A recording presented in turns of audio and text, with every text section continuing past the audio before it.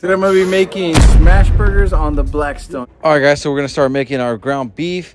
1 pound, 2 pounds, 3 pounds of beef. You know what? Let's make it 4 pounds. Then you got to get your garlic sauce, splash that all up in that meat. You know what I'm saying?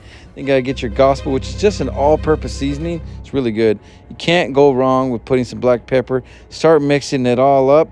Mix it up real good. It's only going to take a few minutes. Then I notice need a little bit more gospel, so go ahead and add some more gospel. You want to fire up that Blackstone. Make sure you chop up these onions real fine and make sure it's on high heat. And then you want to add your chopped jalapenos here as well. And go ahead and cook these things to the brown. Brown them really, really nice. And then add some black pepper. Of course, you can't always put onions without the black pepper. Then I get my TJ's oil from Trader Joe's. And then what you want to do is start putting up your meatballs. I put 9 of them. You can put more if you'd like. But yeah, I put 9. And I got this new smasher for my wife. Early birthday present. Thanks, babe. So then what you want to do is start smashing these. But look, I made a huge mistake. Do not do this. Only smash on the first time. Okay, what I did is I smashed it on both sides. And you're not supposed to do that because then you smash out all the grease. Okay, big no. Don't do it. All right, and when you do smash it the first time, make sure you smash it.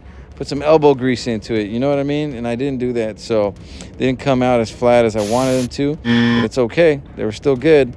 But yeah, look, this is what I mean. Do not do this. I repeat, do not do this. This is my first time making them, so I learned my lesson. Go ahead and put some cheese on that patty and move all that meat to the side. All right, bro. You know you don't need that meat right there. It's in the way. Get your bread. Start toasting this bad boy. All you pretty much do is use the burger grease. And that's the best kind of thing to use to toast your bread, honestly.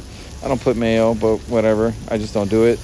All right, so this burger is pretty much ready to go. And what we're going to do is we're going to start to assemble this beautiful burger right now, our smash burger. All right, so we're going to put our bun on there, put our bread on there, put our meat on there. We're going to put some bacon. Oh, I like chopped bacon, by the way. I don't like the full bacon. Chopped bacon's better. All right, put some mustard. We're going to put some ketchup. All right, and then we're going to put some tomato. We're going to put some lettuce, just a little bit of lettuce. And then we're going to go ahead and close this thing up and smash that baby one more time. And you know what? I'm getting pretty hungry. I'm going for a smash bite. I'm going for a monster bite. Let's go see how it tastes. Oh, my God. Are you kidding me? This is so delicious. Subscribe for more. If you love this video, hit that like button as well. Orozco's Kitchen.